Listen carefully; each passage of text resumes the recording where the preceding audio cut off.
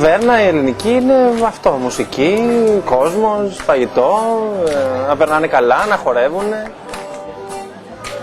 Καλό φαγητό, καλή διάθεση.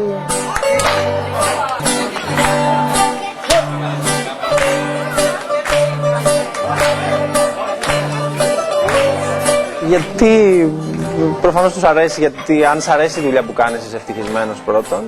Και δεύτερο, πιστεύω ότι το περιβάλλον είναι ωραίο εδώ μέσα. Και ο κόσμος που μπαίνει μέσα σίγουρα προδιαθέτει για αυτό το πράγμα.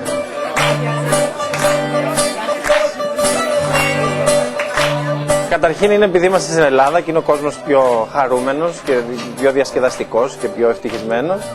Και είναι και ο αυθορμητισμός του Έλληνα.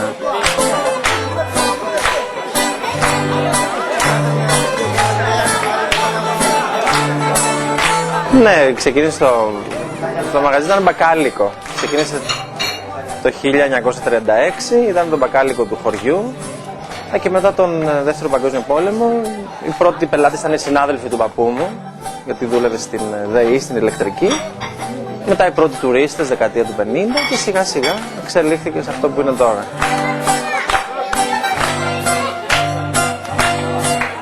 Και φυσικά παίζει ρόλο και το φαγητό, το οποίο ήταν πάντα καλό, και ο παππούς, η προσωπικότητα του παππού.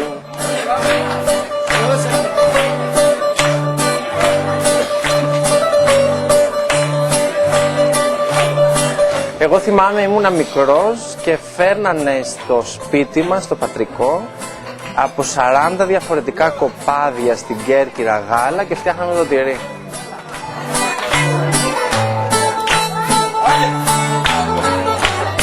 Καταρχήν να πούμε για το όνομα, την τρύπα πώς βγήκε, επειδή ήταν το μπακάλικο όπως είπαμε και ήταν μικρό το δωμάτιο και αρχές της δεκαετίας του 50 για να έρθει κανείς από την Κέρκυρα στο χωριό ήταν ολόκληρη διαδρομή και λέγανε, ξεκίνησε να λένε, ας πάμε σε αυτή την τρύπα στις Σκηνοπιάστες, την τρύπα στις Σκηνοπιάστες, και έτσι έμεινε ταβέρνα Τρύπα. Η ταβέρνα είναι στις Σκηνοπιάστες, το χωριό Κοινοπιάστες, στην Κέρκυρα φυσικά, που είμαστε και εμείς τώρα εδώ, και το μενού είναι γύρω στα 30-35 πιάτα.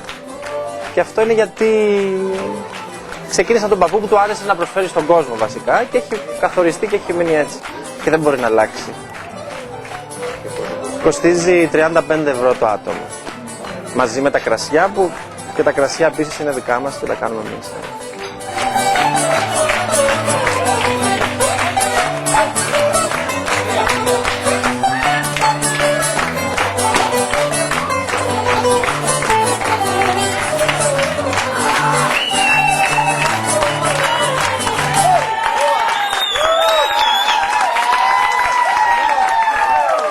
Αγαπητοί φίλοι, ελπίζω να σας δω στην Κέρκυρα και να έρθετε στην ταβέρνα Τρύπα.